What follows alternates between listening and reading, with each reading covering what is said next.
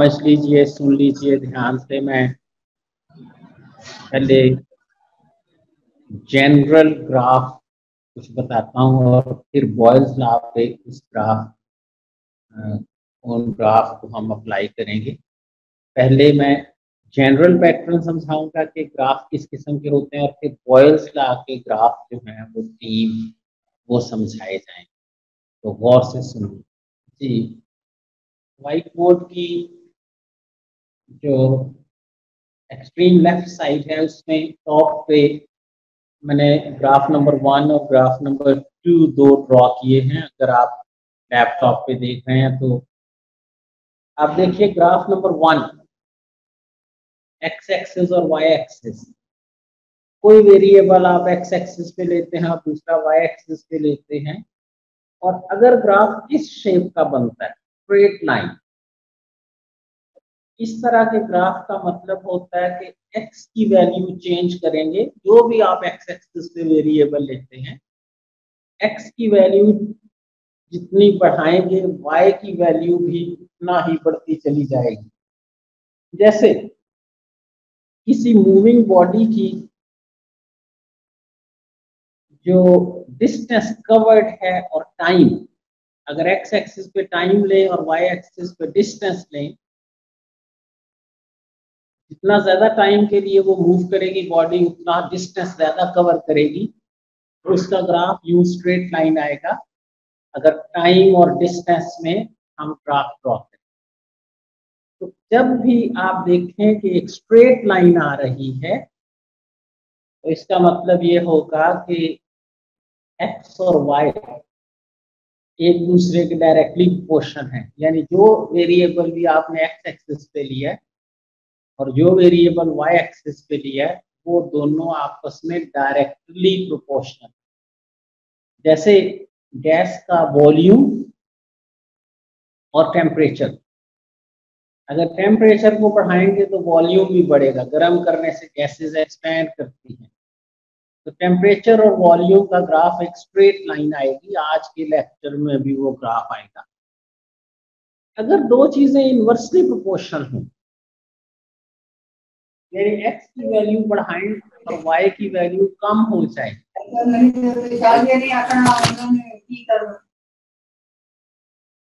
अगर x को बढ़ाने से y की वैल्यू कम हो जाए तो वो इस शेप का ग्राफ बनेगा, एक कर्व बनेगा। तीसरी किस्म का ग्राफ ये नीचे दिया हुआ ग्राफ नंबर 3। जो चीज आपने x एक्सिस पे ली है और जो y एक्सिस पे ली है, अगर x एक्सिस पे जो वेरिएबल है इसको चेंज करने से y की वैल्यू चेंज ना हो तो हम कहेंगे straight line parallel to x axis. यानी x को चेंज करने से y की वैल्यू चेंज नहीं होती। अगर आपके सामने कल वाला लेक्चर है तो कल हमने बॉयल्स लॉ के 3 किस्म के ग्राफ ड्रॉ किए। अगर प्रेशर और वॉल्यूम का ग्राफ ड्रॉ किया जाए तो उसकी शेप ग्राफ नंबर 2 जैसी आएगी, यानी प्रेशर और वॉल्यूम एक दूसरे के inversely proportional.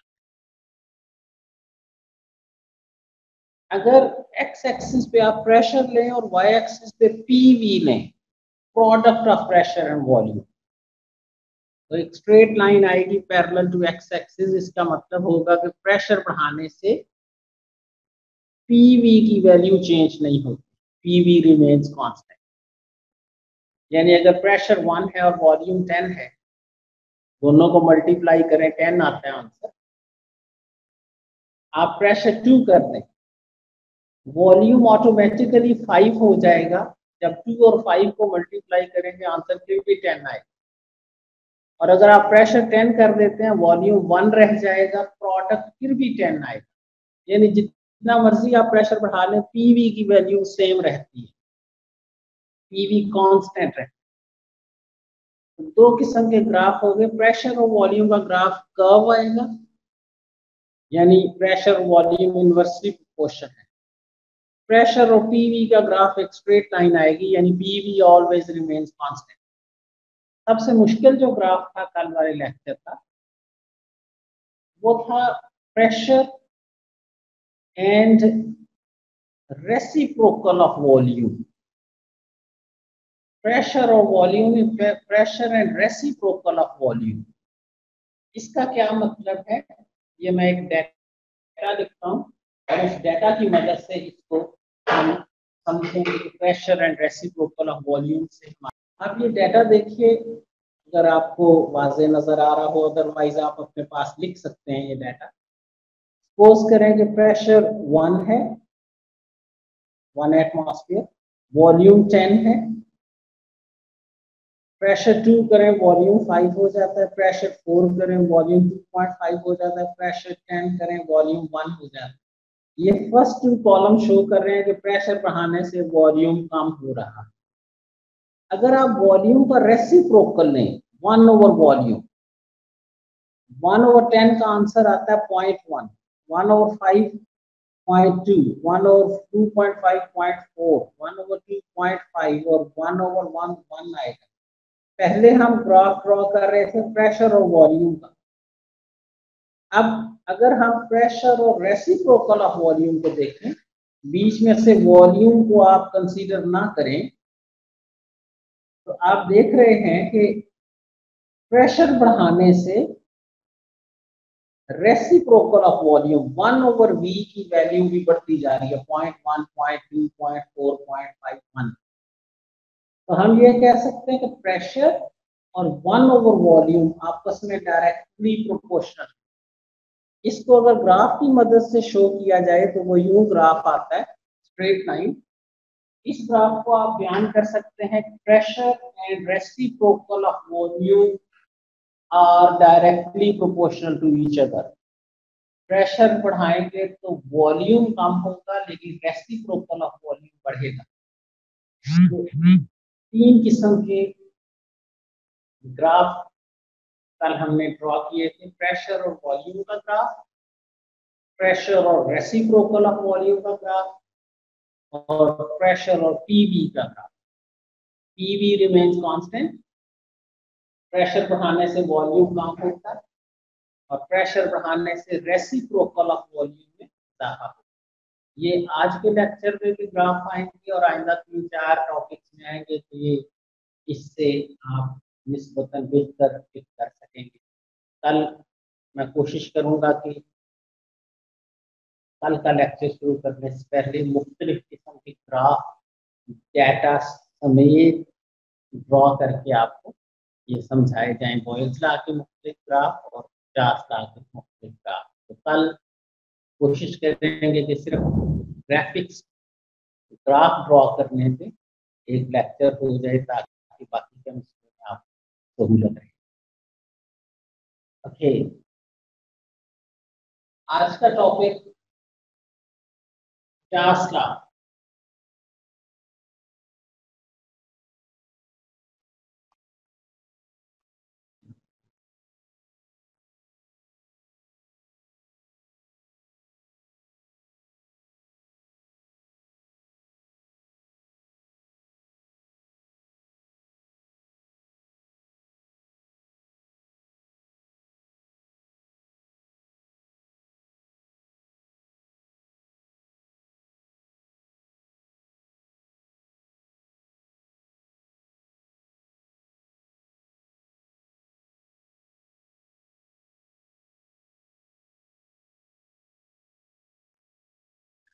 Charles Law's right is a relationship between temperature and volume of gas. The relationship between temperature and volume. अगर इसको आप डिफाइन करें, volume of a given mass of a gas, given mass of a gas से मतलब कि gas की quantity आपने change नहीं करनी, constant mass of a gas is directly proportional to absolute temperature at constant pressure. अगर pressure constant रखा जाए तो टेम्परेचर बढ़ाने से गैस के वॉल्यूम में इजाफा होता है। आप बचपन से पढ़ते आए हैं, आम जिंदगी में आपने नोट किया है कि गर्म करने से चीजें फैलती, गैसेस के वॉल्यूम में भी टेम्परेचर बढ़ाने से इजाफा होता है। शर्त यह है कि जब आप टेम्परेचर बढ़ा रहे हो तो प्रेशर चेंज नहीं करना, क्योंकि प्रेशर बढ़ाने से तो वॉल्यूम कम हो जाता है। अगर आपने टेम्परेचर का इफेक्ट देखना है तो प्रेशर को कांस्टेंट, और प्रेशर का इफेक्ट देखना है तो टेम्परेचर को कांस्टेंट, एक वक्त में एक चीज को चेंज करें ताकि पता चले कि उससे क्या इफेक्ट। तो कल आपने पढ़ा था कि प्रेशर चेंज करने से वॉल्यूम कम हो जाता है, और कल हमने टेम्परेचर कांस्टेंट रखा हुआ। आज देखेंगे टेम्परेचर चेंज करने से क्या होता है। तो लॉ ये कहता है कि टेम्परेचर बढ़ाने से गैस की वॉल्यूम में इजाफा होता है, गर्म करने पे गैसेस एक्सपैंड करते, गर्म करने से चीजें फैलती। Volume of a given mass of a gas is directly proportional to absolute temperature at constant pressure. इसे मैथमेटिकली लिखें तो V directly proportional to capital T at constant pressure and number of moles. याद रहे कि temperature की symbol capital T आपने इस्तेमाल करना है, स्मॉल t नहीं। कैपिटल T हमेशा temperature on absolute scale, temperature on kelvin scale, और चार्ल्स लॉ में जरूरी है कि टेम्परेचर केल्विन स्केल पे लिया जाए। कल ये भी स्टडी करेंगे कि क्यों केल्विन स्केल पे लेना, ये एक अलग टॉपिक। तो फिलहाल सिर्फ ये याद रखें कि volume of a given mass of a gas is directly proportional to absolute temperature at constant pressure. Temperature बढ़ाया जाए तो वॉल्यूम में इजाफा होता है, बशर्ते के प्रेशर को कांस्टेंट रखा जाए। इसको मैथमेटिकली आप लिखेंगे V directly proportional to T या V is equal to KT। Proportionality sign को आपने इक्वालिटी साइन में चेंज किया तो एक कांस्टेंट लगाना पड़ता है, प्रोपोर्शनैलिटी कांस्टेंट, या V over T is equal to K। ये जो इक्वेशन 1 है इसे कैसे डिफाइन करते हैं? जो शुरू में हमने रिलेशनशिप लिखा, volume is directly proportional to absolute temperature at constant pressure and number of moles. ये जो इक्वेशन 1 है इसे पढ़ते हैं ratio. V over T means ratio of volume and absolute temperature remains constant. V over T is equal to K means ratio of volume and absolute temperature remains constant. ये K की value अगर पूछा जाए कि K किस पे depend करेगा, तो चार्ल्स लॉ में K की वैल्यू जो है it depends upon pressure and number of moles of gas. It depends upon pressure and number of moles. Constant की वैल्यू कांस्टेंट पे डिपेंड करती है। इस लॉ में कांस्टेंट कौन कौन से हैं? Pressure and number of moles, pressure and quantity of gas. Boyle's law के K की वैल्यू टेम्परेचर और नंबर ऑफ मोल्स पे डिपेंड करती है, तो कल पढ़ा था। चार्ल्स लॉ में K की वैल्यू प्रेशर और नंबर ऑफ मोल्स पे डिपेंड करेगी। जब तक प्रेशर और मोल्स आप चेंज नहीं करेंगे K भी चेंज नहीं होगा। तो आप इसे इक्वेशन 1 को डिफाइन कर सकते हैं, V over T is equal to K means ratio of volume and absolute temperature remains constant, या V1 over T1 अगर इसका आंसर K आ रहा है तो V2 over T2 का भी आंसर K ही आएगा, V3 over T3 का आंसर भी K आएगा। टेम्परेचर आप जितना मर्जी चेंज कर लें, वॉल्यूम उसके मुताबिक चेंज होगा और रेशो K के बराबर आएगी। इसे आप यूं भी लिख सकते हैं कि V1 over T1 is equal to V2 over T2 is equal to V3 over T3 and so on. मसलन एक फिगर बनी हुई है, एक गैस है किसी सिलेंडर में, उसका टेम्परेचर T1 है, वॉल्यूम सपोज करें V1 है, प्रेशर ऊपर P है। अगर आप इसका टेम्परेचर T2 कर दें, वॉल्यूम V2 हो जाएगा, प्रेशर को सेम रखना है दोनों जगह पे। तो आप देखेंगे कि V1 और T1 और V2 और T2 कांस्टेंट रहेगा। ये मैंने एक वैल्यू सपोज की है समझाने के लिए। फर्ज करें कि वॉल्यूम 400 क्यूबिक डेसीमीटर है और टेम्परेचर 200 केल्विन। अगर आप टेम्परेचर 400 कर दें, वॉल्यूम 800 हो जाएगा। जब आप रेशो लेंगे V1 over T1, फर्ज करें आंसर 2 आता है। V2 और T2 रेशो लेंगे फिर भी 2 आएगा। अगर V3 और T3 करें, टेम्परेचर को आप 600 कर दें केल्विन, वॉल्यूम 1200 हो जाएगा, लेकिन रेशो 2 ही आएगी। तो जितना मर्जी आप टेम्परेचर बढ़ा लें, वॉल्यूम उसी मुनासबत से बढ़ जाएगा और ratio will remain the same. दो डेफिनेशन हो गई चार स्टार की। एक, volume is directly proportional to absolute temperature at constant pressure and number of moles. दूसरा, ratio of volume and absolute temperature remains constant. ये जो आपने डेफिनेशन पढ़ी है, इसमें यह कहा गया कि टेम्परेचर बढ़ाने से वॉल्यूम बढ़ता है। इसमें ये नहीं बताया गया कि टेम्परेचर बढ़ाने से वॉल्यूम कितना बढ़ता है। मसलन 10 क्यूबिक डेसीमीटर गैस हो 100 केल्विन पे, तो अगर उसका टेम्परेचर 120 कर दिया जाए तो वॉल्यूम 10 से बढ़ जाएगा, लेकिन कितना? 10 से 12 हो जाएगा, 14 हो जाएगा, 20 हो जाएगा, कितना हो जाएगा?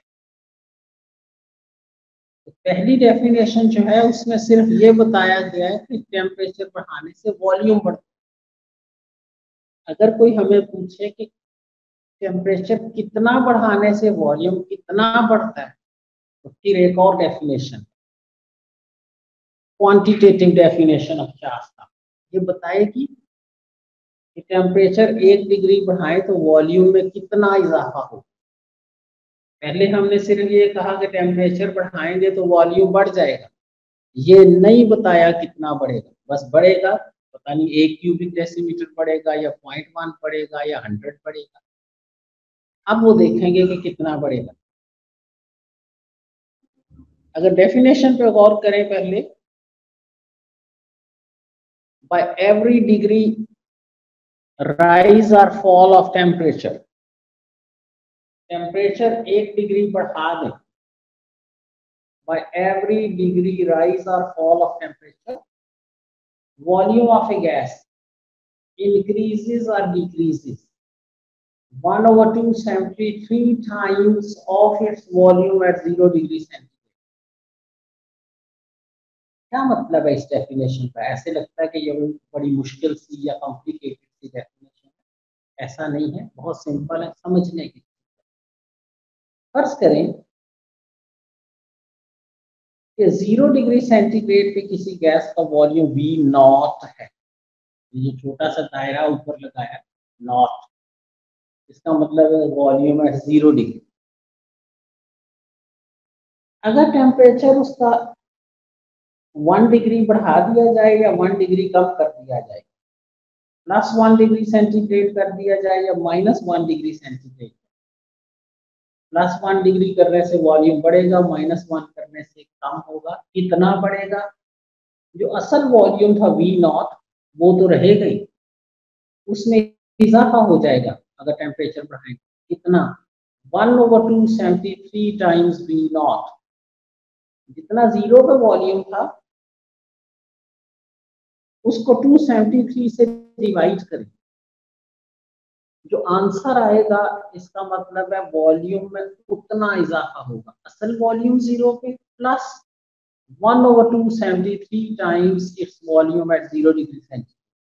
अगर वॉल्यूम टेम्परेचर 1 डिग्री बढ़ाएंगे तो वॉल्यूम में इतना इजाफा होगा। अगर टेम्परेचर 10 डिग्री बढ़ा दें, असल 1 डिग्री पे वॉल्यूम V0, तो असल वॉल्यूम था वो तो है कायम है, उसमें इजाफा होगा कितना 1/273 टाइम्स V नॉट। 10 डिग्री से कितना इजाफा होगा 10/273 टाइम्स V नॉट। अगर टेम्परेचर कम कर देंगे तो असल वॉल्यूम था 0 पे उसमें इतने की कमी हो जाएगी। 1 डिग्री से 1/273 की कमी होगी। 10 डिग्री से 10/273 की कमी हो जाएगी। तो ये जो इक्वेशन है इसे अल्फाज में बयान करना सीख ले। इसमें सारी चीजें मौजूद हैं। इस इक्वेशन को अल्फाज में बयान करना सीखें। जहां जहां मैं पॉइंटर रखता जाऊंगा उस चीज को हम अल्फाज में समोते जाएंगे। इस 1 को हम पढ़ते हैं एवरी, इस दायरे को पढ़ते हैं डिग्री, प्लस को पढ़ते हैं राइज, माइनस को पढ़ते हैं फॉल, सी को पढ़ते हैं टेम्परेचर। 1 को एवरी, इसको डिग्री, इसको राइज, इसको फॉल, इसको टेम्परेचर। इसे पढ़ते हैं वॉल्यूम ऑफ गैस। प्लस को इंक्रीजेस, माइनस को डिक्रीज। 1/273 मल्टीप्लाई को पढ़ते हैं times V not volume at 0 degree centigrade. अब इसको अल्फाज में मैं बयान करता हूँ। इस ऊपर वाली डेफिनेशन को छोड़ के आप इसको अल्फाज में बयान करें। बाय एवरी डिग्री राइज और फॉल ऑफ टेम्परेचर। यहाँ ये मुख्तलिफ चीजें जो दी हुई हैं, बाय एवरी डिग्री राइज और फॉल ऑफ टेम्परेचर, 5 चीजें हैं। एवरी डिग्री राइज और fall of temperature, volume of a gas increases or decreases 1/273 times of its volume at 0 degree centigrade. जितना 0 पे वॉल्यूम था उसका 1/273वां हिस्सा इजाफा हो जाएगा या 1/273वां हिस्सा कमी हो जाएगी।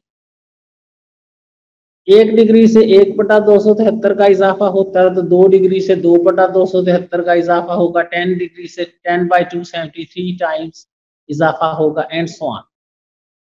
और अगर टेम्परेचर कम करेंगे तो 1 डिग्री कम करने से 1/273 की कमी होगी। 10 डिग्री कम करने से 10/273 times of its volume at 0 degree centigrade कमी होगी। तो ये लॉ कहता है कि 1 डिग्री टेम्परेचर बढ़ाएं या 1 डिग्री टेम्परेचर कम करें तो जो वॉल्यूम में इजाफा है या वॉल्यूम में कमी है वो 0 डिग्री सेंटीग्रेड पे जो वॉल्यूम था उसका 1/273वां हिस्सा इजाफा या 1/273वां हिस्सा कमी होगी। अगर आप इसको एक ग्राफ की मदद से शो करें, temperature along X axis and volume along Y axis, तो एक स्ट्रेट लाइन आती है। आज के लेक्चर के शुरू में भी हमने कहा था कि 2 वेरिएबल्स के दरमियान अगर ग्राफ इस शेप का आए तो हम कहते हैं कि ये दोनों चीजें आपस में directly proportional. When a graph is plotted between temperature and volume, a straight line is obtained. This graph is called isobar. Boyle's law का ग्राफ कहलाता है isotherm. Iso means same, therm means temperature. Isotherm same temperature पे Boyle's law का graph बनाया गया। Charles law में pressure constant है, pressure को बार कहा जाता है। Isobar same pressure. Charles law के ग्राफ को आइसोबार कहते हैं। That means pressure will remain constant. Isobar आएगा ये बार बार, रखें याद एक ही बार, कहलाता है ये लेमन वैक्स बार नहीं, isobar. Isobar means same pressure. MCQ के लिए बड़ी अहम चीज है। The graph of Charles law is called isobar. The graph of Boyle's law is called isotherm. Graph is plotted between temperature and volume. A straight line known as isobar is obtained. इसी topic से एक नया topic generate होता है, एक नया question बनता है, that is called absolute zero. Examination point of view से एब्सोल्यूट जीरो एक इंतहाई इंपॉर्टेंट टॉपिक, मल्टीपल चॉइस के लिए भी, शॉर्ट क्वेश्चंस के लिए भी, एक्सटेंसिव के लिए, और कॉन्सेप्ट पॉइंट ऑफ व्यू से शायद ही कभी पेपर में चार्ज ला पूछा जाए एज सच, लेकिन शायद ही कभी ऐसा हो गया एब्सोल्यूट जीरो के बारे में कुछ भी ना पूछा जाए, इसलिए इसे खुसूसी तवज्जो से पढ़ना है। Absolute zero means it is defined as the hypothetical temperature. Hypothetical, फर्जी, सपोज किया गया। इसका मतलब है कि प्रैक्टिकली, एक्सपेरिमेंटली ये टेम्परेचर हासिल नहीं किया गया। द हाइपोथेटिकल टेम्परेचर वो फर्जी दर्जा हरारत एट विच, जिस पे पहुंच के volume of a gas is reduce to zero, जिस पे पहुंच के गैस का वॉल्यूम सिफर हो जाएगा, इज कॉल्ड एब्सोल्यूट जीरो। वो फर्जी दर्जा हरारत जिस तक की गैस को ठंडा कर दिया जाए तो उसका वॉल्यूम जीरो हो जाएगा, that is called absolute zero. -273.5 degree centigrade तक किसी गैस को ठंडा कर दें तो उसका वॉल्यूम जीरो हो जाता है। इस -273.15 को जीरो एब्सोल्यूट कहते हैं। सोचने की बात यह है कि इसे हाइपोथेटिकल क्यों कहा गया, क्योंकि प्रैक्टिकली किसी गैस को -273 डिग्री सेंटीग्रेड तक ठंडा करना पॉसिबल नहीं है। दूसरे लफ्जों में यूं कहिए कि किसी गैस का प्रैक्टिकली वॉल्यूम जीरो करना पॉसिबल नहीं है। सवाल पैदा होता है कि अगर ये हमने प्रैक्टिकली हासिल ही नहीं किया तो हमें कैसे पता चला कि अगर ये हासिल हो जाता तो वॉल्यूम जीरो हो जाता। तो this -273.15 degree centigrade, this temperature which is called absolute zero has been derived from Charles law. Let us consider a gas has a volume V naught at 0 degree centigrade. A gas has a volume V naught at 0 degree centigrade. तो Charles law की आपने definition पढ़ी थी कि volume at +-1 degree centigrade is equal to V naught +-10273 times V naught। 1 degree टेम्परेचर बढ़ाने या 1 degree temperature कम करने से वॉल्यूम में जो इजाफा होता है या कमी होती है वो असल वॉल्यूम का 10273 टाइम्स इजाफा या उतने कमी होती है। उस डेफिनेशन के तहत volume at -1 degree centigrade is equal to V naught -1/273 times V naught। 1 degree temperature कम करें तो 1/273 टाइम्स की कमी होगी। माइनस मीन्स रिडक्शन, कमी, डिक्रीज। -10 डिग्री सेंटीग्रेड पे वॉल्यूम होगा V naught -10/273 times V naught। और अगर टेम्परेचर -273 डिग्री सेंटीग्रेड ही कम कर दें तो वॉल्यूम हो जाएगा V naught -273/273 V naught। 1 degree से 1/273 की कमी, 10 डिग्री से 10/273 की कमी। तो अगर टेम्परेचर 273 ही कम कर दें तो 273/273 की कमी। इसमें से ये कैंसिल हो जाएगा, V naught -V naught is equal to 0। That means if temperature of gas is carried to -273 degrees centigrade, its volume should become 0. Charles law कहता है कि अगर आप टेम्परेचर को -273 डिग्री सेंटीग्रेड कर देंगे तो गैस का वॉल्यूम 0 हो जाना चाहिए, लेकिन होता नहीं। वजह ये नीचे मैंने एक क्वेश्चन स्पेशली लिखा है, why absolute zero is unattainable. Practically क्यों हासिल नहीं होता?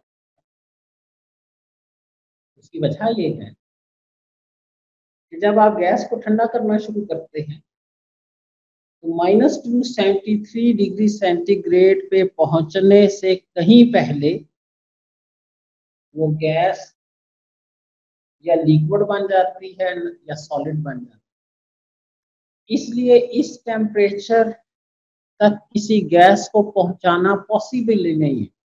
All gases change into solids or liquids before reaching this temperature. That's why this temperature cannot be achieved for a gas. All gases change into liquids or into solids before reaching this temperature. Therefore, this temperature cannot be attained for a gas. It's hypothetical temperature at which volume of gas should be reduced to 0. This absolute zero, -273 degrees centigrade, can also be derived from a graph. If a graph is plotted between temperature and volume, a straight line is obtained. This straight line is called isobar. It shows that volume increases with increase in temperature. If this graph is extrapolated, एक तरफ आप temperature बढ़ा रहे हैं, volume बढ़ रहा है, तो सोचने की बात है कि टेम्परेचर बढ़ाने से वॉल्यूम बढ़ रहा है तो टेम्परेचर कम करने से वॉल्यूम कम होना चाहिए।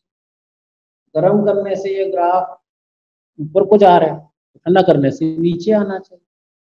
तो अगर आप इस ग्राफ को एक्स्ट्रापोलेट करें, पीछे खींचते जाए, जैसे उस तरफ बढ़ रहा है वॉल्यूम, अगर उसको एक्स्ट्रापोलेट करें, आगे बढ़ाते चले जाएं, तो ये -273 डिग्री सेंटीग्रेड पे जाके ये ग्राफ एक्स एक्सिस को इंटरसेक्ट करता है, टच कर जाता है।